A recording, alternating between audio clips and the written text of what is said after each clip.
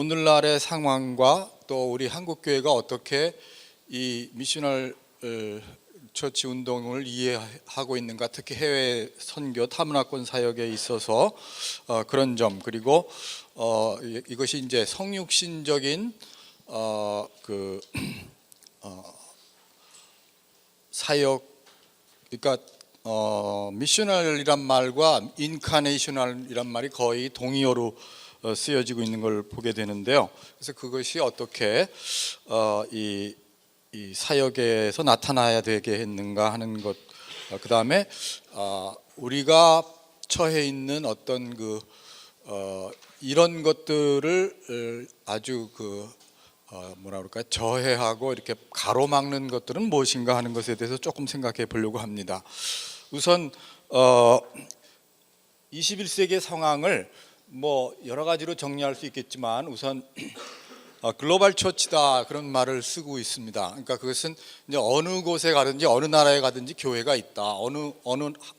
교회가 어떤 특정한 지역의 특정한 나라에만 있는 건 아니다 하는 점에서 특별히 이제 이 세계화와도 관계가 있고, 그래서 우리가 선교를 일방적으로 이렇게 우리 한국 선교사들이 선교지에 가면은 이전에는 아무도 거기 선교사가 안 왔던 것처럼 행동한다 이렇게 말하는데, 그런 시대는 지났죠. 그 다음에 글로벌 사우스란 말을 쓰는데, 이것은 우리가 옛날에 남북이라고 그랬죠. 남북 문제다. 그래서 남쪽은 가난하고 북쪽은 부유하다 이렇게 얘기했죠, 그렇죠? 그래서 근데 이제 교회의 중심이 남반구로 옮겨왔다, 남쪽으로 옮겨왔다. 그래서 옛날에 피선교지였던 나라들이 이제 거기에 기독교 인구가 훨씬 더 많아졌다. 그래서 아시아, 아프리카, 라틴 아메리카 이런 걸 합쳤을 때 기독교 인구의 한 70% 가까이가 그곳에 살고 있다. 북미주나 유럽에 있는 것이 아니라, 그래서 이제는 기독교를 백인들의 종교라고 말한다든지 부자들의 종교라고 말하는지 그렇게 말하면 틀렸다는 거죠. 그 다음에 이 포스트 콜로니얼, 포스트 모던, 이 말은 좀 제가 빨간 표시를 했는데 그 이유는 뭐냐면 이거는 좀 함정이 있습니다. 이렇게 말해버리면은. 왜 그러냐면은 아직도 그 크리스천덤의 그런 뭐랄까요, 크리스천덤과 그런 입장에서의 설교가 아직도 계속되고 있고, 그 힘이 아주 굉장히 그 어떤 식민주의 시대의 그런 힘을 바탕으로 한 선교가 계속되고 있기 때문에, 그것은 뭐 선교에서뿐만 아니라 이제 식민주의가 어떤 다국적 아주 거대한 기업의 모습으로 계속 남아 있다라고 보는 시각이 맞기 때문에 이 용어는 굉장히 조심해야 될 용어. 그래서 그것이 지금의 현상을 그대로 나타내고 있다고 할 수는 없지만, 하여튼 그런 측면이 있다는 거죠. 포스트 모던이란 말도 모더니티에서, 그러니까 계몽주의에서 시작된 합리주의와 이런 것들이 큰 좌절을 맛보게 되죠, 그렇죠? 두 번에 걸친 세계 대전을 거쳐서 큰 좌절을 맛봐서 이제 포스트 모던으로 들어가 왔지만, 아직도 그 모더니티가, 특히 신자유주의 이런 이름으로 그 모더니티가 계속 엄청난 힘을 발휘하고 있기 때문에, 이것도 우리가 조심해야 되지만, 이런 포스트 콜로니얼, 포스트 모던의 양상은 분명히 또 있죠. 그래서 우리가 지금 이 미셔널 운동을 얘기할 때 우리가 보통 뉴비긴을 뭐랄까, 원조라고 할까 그렇게 생각하는데, 뉴비긴 자신이 선교사였잖아요, 그렇죠? 근데 뉴비긴이 뉴비긴이 남긴 말 중에 이런 얘기가 있습니다. 선교사들이야말로 세상을 세속화하는데 가장 큰 기여를 한 집단 중에 하나다, 그렇게 말했어요. 그 말을 왜 했을까요? 왜냐하면 선교사들이 그러니까 뉴비긴 시대의 선교사들은 계몽주의의 세례를 받고 나온 사람들이에요. 아무리 신앙이 좋아도 그 계몽주의적인 세계관 속에서 신앙을 갖고 있었다는 거죠. 그래서 그 계몽주의 이원론적인 세계관, 영과 육을 나누고 성과 속을 나누고 이런 그런 세계관을 가지고 선교지에 갔다는 거죠. 그래서 영과 육을 분리시키고 성과 속을 분리시켰기 때문에 성과 속을 분리시키는 거에서 사람들이 뭐예요? 그 과학의 힘, 인본주의의 힘 이런 것들을 발견하게 되고, 그래서 선교사들이 아주 이상하게도 세속주의, 세속화를 부추기는데 굉장한 기여를 했다는 거예요. 이제 그것을 조금 우리가 그런 상황을 이해할 필요가 있고, 그것과 아울러서 이제 산업혁명 이후에 개인주의 경향이 이제 서구에서 나타나게 되죠, 그렇죠? 산업혁명 이전에는 영어에서 individualism이라는 단어가 아예 없었다고 그래요. 그래서 왜 그러냐면 그 이전에는 공동체를 떠나서 사람이 생존한다는 것은 가능하지 않았기 때문에 대부분의 사람들이 생과 사의 기로에서 살았다는 거죠. 생과 사의 기로에서 기근이 들면 죽고 전염병이 돌면 죽고 그렇게 살았기 때문에 공동체를 떠나서 사는 것은 있을 수가 없었는데, 산업혁명이 일어나면서 비로소 처음으로 보통의 개인들이 잉여 재산을 가질 수 있게 됐다는 거예요. 그러니까 잉여 재산을 가질 수 있는 거는 좋은 것 같이 좋은 점이 있지만, 어떤 문제가 발생했냐면은 네 인생 네가 책임져라 이렇게 됐다는 거죠. 그게 이제 개인주의가 되는 거죠, 그렇죠? 그래서 공동체가 책임지는 게 아니라, 그래서 고아원과 양로원과 이런 것이 처음으로 생겨난 것도 산업혁명 이후에 생겨났다는 것이죠. 그래서 그런 점에서 이제 소위 말하는 autonomous individual, 자율적인 개인이란 말이 그때 처음으로 쓰이기 시작했고, 그런 환상, 자율적인 개인이 존재할 수 있다라는 환상을 갖게 됐다는 거죠. 그래서 그래서 개인주의란 말이 그래서 생겨났다. 그러니까 우리가 그런 세속주의, 계몽주의가 가져온 세속주의와 아울러서 개인주의가 우리들에게 우리들의 복음을 전해야 되는 컨텍스트 속에서 어떤 의미가 있는가 하는 것이 굉장히 중요하다는 것입니다. 그래서 제가 잠깐 우선 좀 국내 상황을 제가 조금 말씀드리면, 어떤 교회에서 연락이 왔어요. 근데 그 교회가 굉장히 대형 교회예요. 근데 그 교회에서 이제 저희한테 그 교회의 해외 선교 프로그램을 좀 평가를 해달라 그렇게 얘기했어요. 근데 얘기하다 보니까 이제 이 부분이 나온 거예요. 그래서 그 선교 담당 그 부목사님이 뭐라고 말하냐면은, 이게 미셔널이라는 개념을 들여왔다가 굉장히 낭패를 당했다. 왜 그러냐? 어떻게 이해해버렸냐면은, 당회에서도 그렇고, 이게 미셔널이란 말은 결국 사회 참여를 하라는 얘기네. 그러니까 우리가 좀 이때까지 하던 걸 좀 내려놓고 사회 참여 쪽으로 가야 되겠다, 이런 식으로 이런 식으로 생각을 하더라는 거죠. 그러니까 미셔널이란 말은 상당히 굉장히 통전적이고 그런 얘기를 하자는 것인데, 우리가 그러니까 영혼 구원하는 것 또는 교회 개척하는 것과 미셔널을 어떤 대립적인 것으로 본다든지, 또는 뭐라 그럴까요? 미셔널 그러면은 이제 맨 처음에 이제 미셔널이라는 말 자체가 선교적이라고 그러니까 교회가 모든 걸 선교에 맞춰야 되는구나 이렇게 생각했다가 조금 좀 이해해 보니까 그게 아니네, 이게 이웃에 대한 관심을 가지라는 얘기네, 뭐 이런 식으로 또 이해하다 보니까 또 이제 이거는 사회 참여구나, 그러니까 해외 선교는 좀 내려놔야 되겠네, 이런 식으로 이제 오해가 되고 막 그런 현상들이 생겨나더라는 거죠. 근데 지금 말씀드린 이 교회만 하더라도, 이 교회는 아마 우리 여기 수용로회 교회나 마찬가지로 그 자체 내에 선교사들을 파송하는 선교 기관을 따로 만들어 가지고 있고 이렇게 돼 있거든요.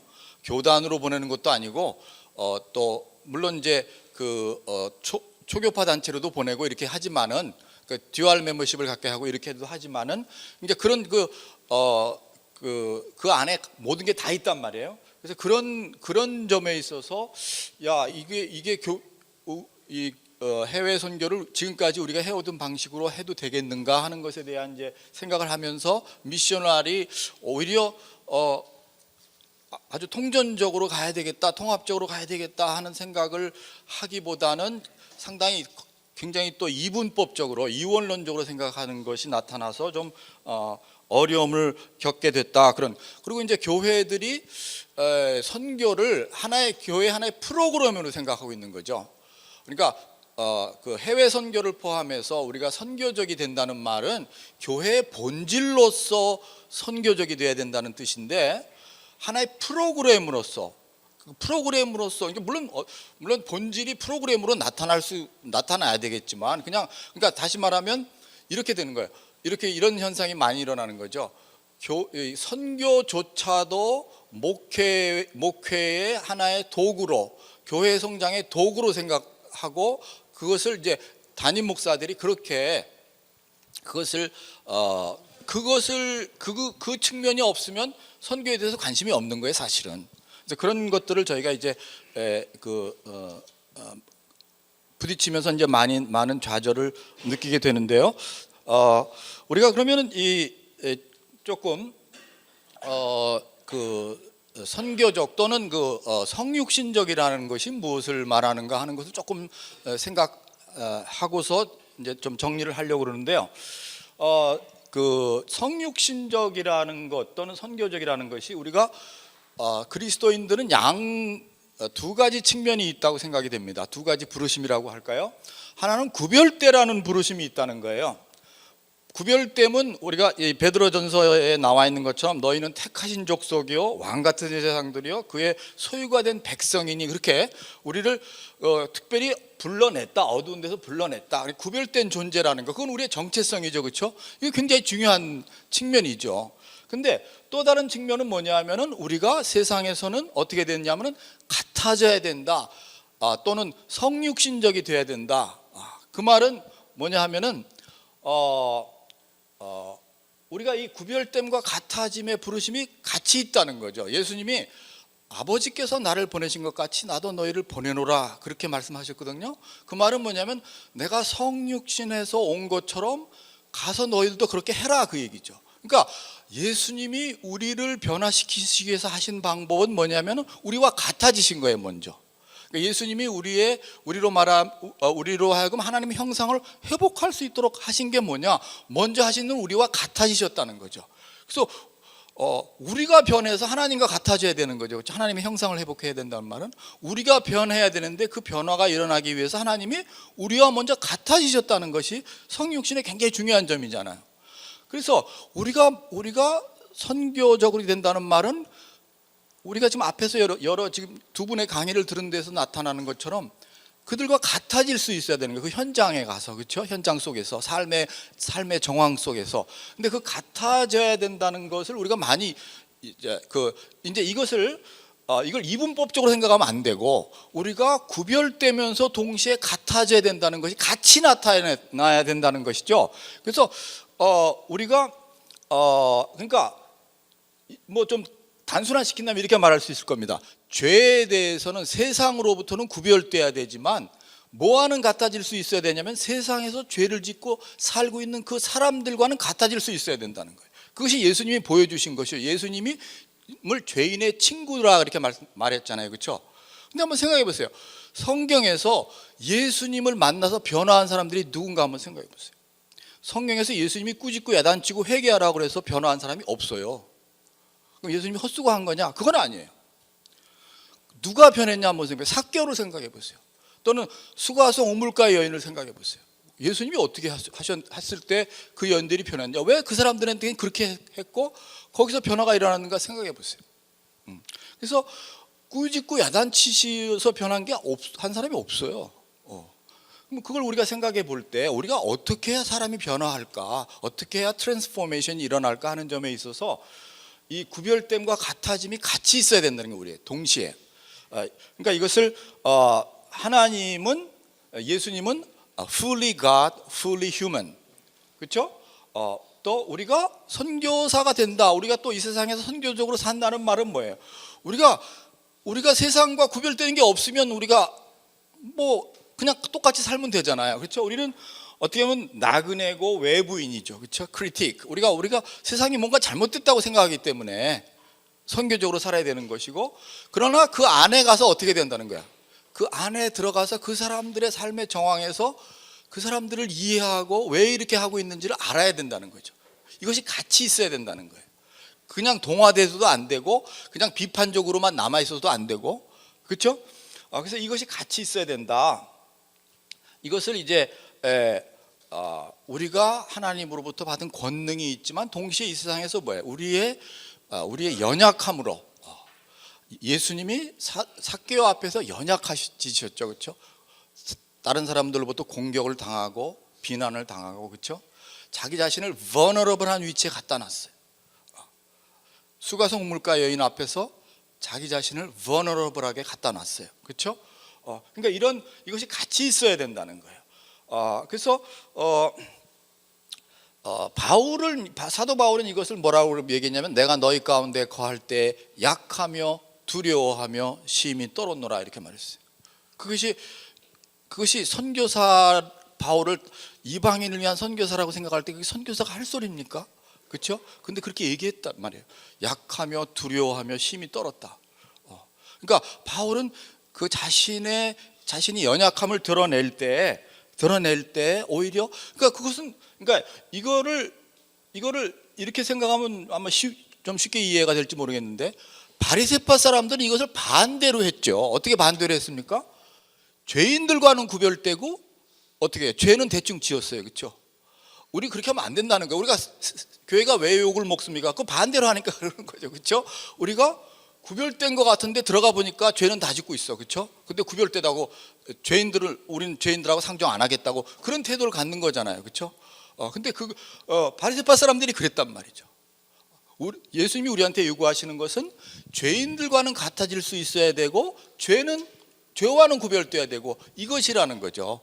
근데 반대로 한다는 거예요. 우리가 반대로 죄인들과는 구별되고 세상 사람들과는 구별된 것처럼 행동하고, 뭐예요?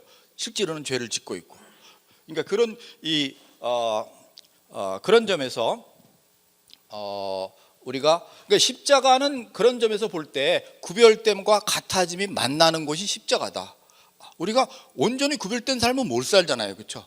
근데 우리가 어떻게 구별된 자는 인정된다고 그랬어요. 우리가 십자가의 공로로 그렇게 인정된다, 그렇게 그런 점에서 십자가는 구별됨과 같아짐이 만나는 것이다, 그렇게 얘기할 수 있다는 것이죠.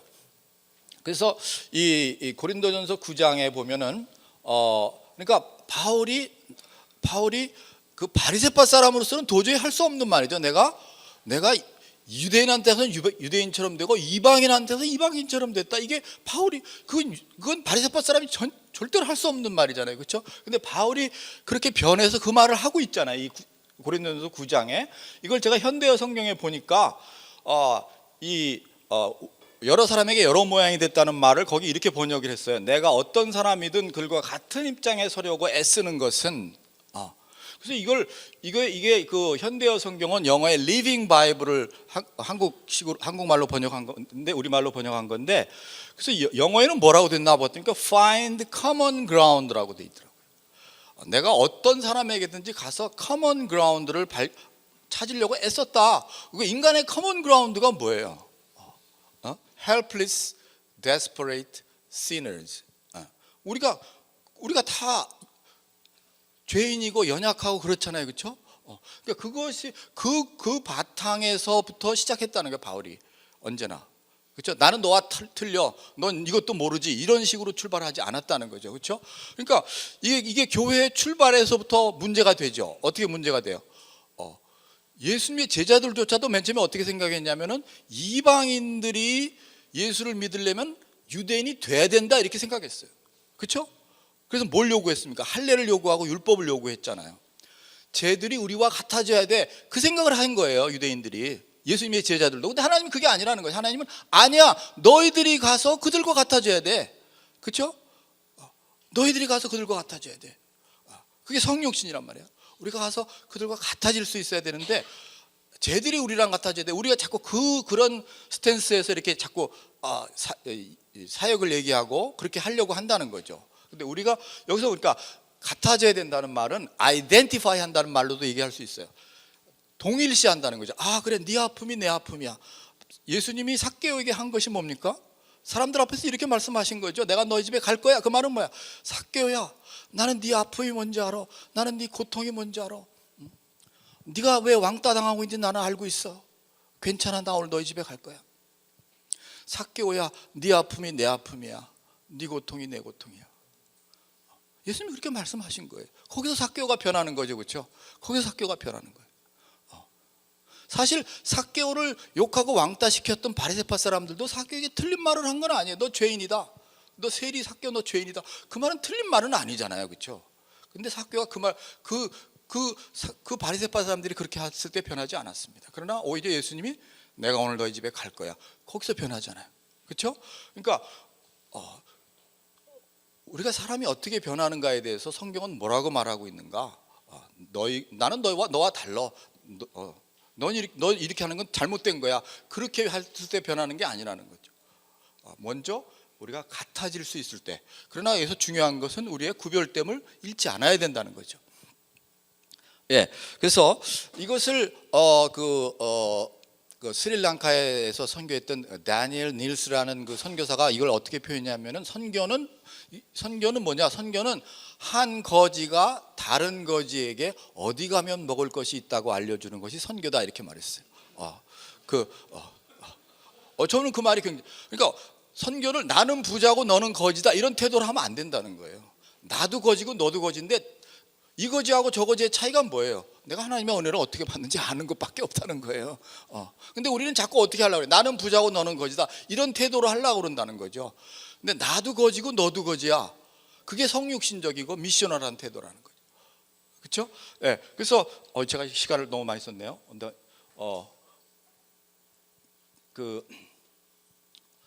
근데 오늘날의 상황이 자꾸만 이렇게 성육신적인 것과 멀어지게, 그래서 그것을 이 마이클 프로스트는 인카이네이트라는 책이 근래에 나왔는데 이 책에서 자꾸 익스카네이트 되는 쪽으로 계속 몰려가고 있다. 이 그 모더니티의 그 힘으로, 그렇죠? 계속해서 그래서 탈육화의 경향이 계속 심화되고 있다. 그래서 이 가장 우리들의 오늘날의 인생을 가장 잘 보여주는 메타포가 공항 대합실이다. 공항 대합실의 사람들이 어떻게 행동합니까? 모니터를 보고 다음 행동을 결정하죠, 그렇죠? 그리고 주변에 있는 사람들하고 어떻게 행동합니까? 마치 투명인간처럼 행동하죠, 그렇죠? 자기 일행이 아닌 사람들은 다 투명인간이에요. 거기 무슨 인게이지가 안 되잖아요. 인게이지 안 하고 계속 가잖아요, 그렇죠? 그러니까 이 탈육화의 문제는 뭐냐면 디스인게이지하게 만든다는 거예요. 자꾸만 인게이지 안 하고 사람들이 자꾸 디스인게이지 쪽으로 간다. 이것이 이제 이 미디어도 이제 중요한 미디어도 중요한 역할을 하죠, 그렇죠? 우리가 계속 모니터를 보고 그 모니터 속에 나타난 추상화된 세계 속으로 계속 들어간다는 거예요. 구체적인 삶의 정황으로 안 들어간다는 거죠. 근데 그것이 인게이지 안 하는 문제도 있고, 인게이지 안 하는 문제는 본인에게는 어떤 문제를 가져옵니까? 고립과 늘 연결은 돼 있는데 어때요? 외로운 거예요. 그래서 그것을 어떤 인류 사회학자가 together alone이라는 표현을 썼는데, together alone, 함께 연결은 돼 있는데 계속 외롭다는 거예요. 그래서 그것이 이제 뭐 자살로 나타나기도 하고 굉장히 여러 가지 현상으로 나타나게 되는 거죠. 그래서 계속해서 우리 교회의 문제가 뭐냐? 이것을 피터 생게라고 하는 경영학자는 우리들이 기독교는 자꾸 그 삶의 체계로 자꾸 나타나려고, 아니 신념의 체계로, 그렇죠? 교리 체계, 이걸 믿으면 되는 거야. 그걸로 나타나려고 했다. 반대로 불교를 보면 사람들이 교리는 몰라도 뭐예요? 어떻게 수행을 하고 이렇게 되었죠? 그 삶의 방식으로 불교는 나타나고 있다. 그래서 유럽에서 불교가 왜 이렇게 잘 받아들여지고 있느냐? 그걸 그렇게 설명을 했어요. 그래서 이 마이클 프로스트는 이 선교도 이렇게 이루어지고 있다는 거예요. 선교도 가가지고 휴가 때 가서 잠깐 가서 그래서 베이케이셔나리스, 미셔나리스의 합성어로 베이케이셔나리스라는 말을 썼고, 그 다음에 자원봉사로 가는데 여행자로 자원봉사로 가서 잠깐 뭐 하고 고아원을 방문한다든지 이런 식으로 가서 하고 온다는 거죠. 가서 잠깐 베케이셔나리스, 볼런티어리스트. 투어리스트하고 볼런티어를 합성한 거죠, 그렇죠? 이 현상이 굉장히 이루어지고 있어서 선교도 굉장히 지금 이 탄력화 쪽으로 가고 있다. 구체적인 정황 속으로 자꾸 안 들어가려고 그런다. 그냥 내가 원하는 대로 가서 하고 거기에 만족감을 느끼고 돌아온다는 거죠, 그렇죠? 예. 그래서 그리고 또 여기서 클릭 액티비즘이란 말을 여기서 이 책에서 용어로 쓰고 있는데, 클릭 액티비즘이 뭐예요? 뭔가 내가 이 운동에 참여하게 했습니까? 클릭. 이 선언에 참여하게 했습니까? 클릭. 그럼 나는 뭐예요? 액티비스트가 된 거예요. 그렇죠? 활동가가 된 거예요. 이제 그런 식으로 자꾸만 사람들이 몰려간다는 거예요. 그 탄력화가 굉장히 자꾸 심해진다는 거죠. 이 구체적인 인게이지하지 않고 디스인게이지하는 쪽으로 자꾸만 여기 그래서 그 책의 부제가 The Body of Christ in an Age of Disengagement, 부제를 이렇게 붙였어요. 그래서 이제 제가 그러면 이제 너무 시간이 많이 가는데 한 가지 뭐라 그럴까, 한 가지 이야기를 하고 마치겠습니다. 제가 이런 얘기를 들었어요. 옛날에 거지들이 깡통을 들고 다녔죠, 그렇죠? 저희 어렸을 때는 이제 전쟁 직후라서 깡통 들고 다니는 거지들이 동네마다 있었죠. 근데 거지들이 이렇게 얘기했다고 그래요. 거지들이, 야, 너 말이야, 부잣집에서 주는 음식을 먹을 때는 꼭 끓여 먹어. 꼭 끓여 먹어. 근데 가난한 집에서 얻어온 음식을 먹을 때는 그냥 먹어도 된다고 그랬다. 왜 그랬을까요? 부자들은 어떤 음식을 주죠? 남는 거, 버리는 거, 그렇죠? 거지가 와서 이거 버려야 되는 거 처분해 주니까 얼마나 좋아, 그렇죠? 근데 가난한 집에서 주는 음식은 어떤 음식을 주죠? 자기가 먹는 거, 그렇죠? 자기 먹을 거를 띄어서 주는 거예요, 그렇죠? 그러니까 왜 끓여 먹으라고 그랬는지, 왜 그냥 먹으라는지 이해가 되잖아요, 그렇죠? 근데 우리가 선교를 그렇게 하고 있다는 거예요. 우리가 어떻게 부잣집에서 남는 음식 주듯이 그렇게 하는 경우가 너무나 많다는 거죠. 우리가 이런 이 선교의 양상을 보면은, 그래서 우리가 저기하고는 그 상대방과는 떨어뜨려 놓고 나는 그냥 나한테는 있어도 그만 없어도 그만인 걸 줘버리고, 그리고 나는 만족해야 하고 내가 뭐 했다고 생각하고, 그런 식으로 가는 그런 이제, 그러니까 우리 교회들의 그 단기 선교나 이런 프로그램들이 전부 다 이런 뭐 장기 사역도 마찬가지지만 그런 위험성에 지금 처해 있다. 이 정도 하겠습니다. 고맙습니다.